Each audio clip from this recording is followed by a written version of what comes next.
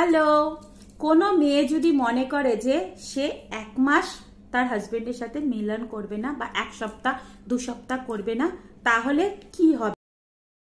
আজকের ভিডিওটা কিন্তু অনেক ইনফরমেটিভ, অনেক ইম্পর্টেন্ট, তাই ভিডিওটাকে মিস করবে না, ভিডিওটা পুরো দেখবে। আজকের টপিক হচ্ছে, যদি কোনো মেয়েরা 1 মাস 1 সপ্তাহ 2 সপ্তাহ 2 মাস 3 মাস যদি মিলন না করে বা সহবাস না করে, তাহলে কি প্রবলেম হয়, কি হতে পারে। তো জানি ভিডিওটা তোমরা পুরো দেখবে, তাও বলেছি ভিডিওটা একটু স্কিপ করবে না, পুরো ভিডিওটা দেখবে। ভিডিওটা কিন্তু অনেক ইনফরমেটিভ।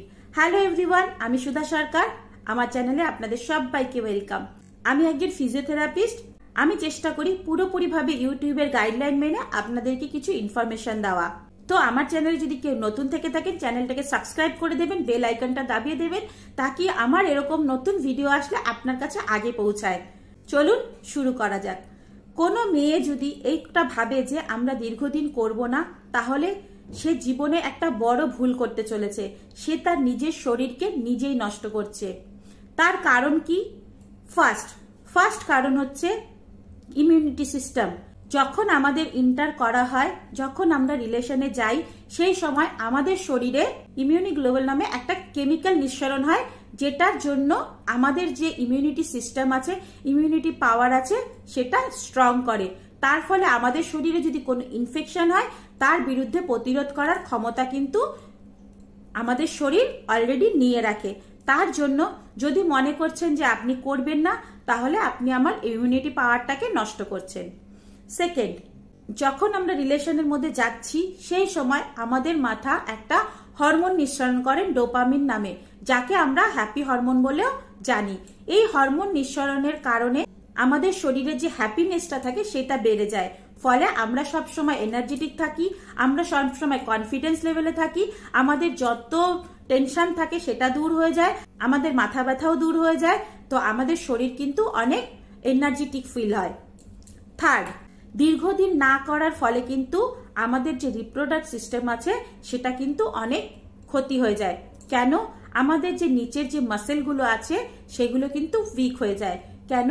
সেক্স হচ্ছে একটা এক্সারসাইজ, যার ফলে আমাদের যে নিচের মাসেলগুলো আছে, সেগুলো রেগুলার এক্সারসাইজের ফলে অনেক স্ট্রং হয়।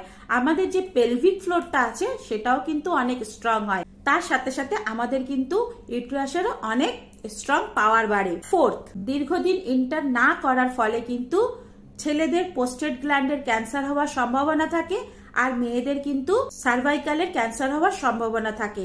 তাই যদি মনে করছেন যে আপনি দীর্ঘদিন করবেন না, তাহলে কিন্তু আপনার ক্ষতি আপনি নিজেই করছেন।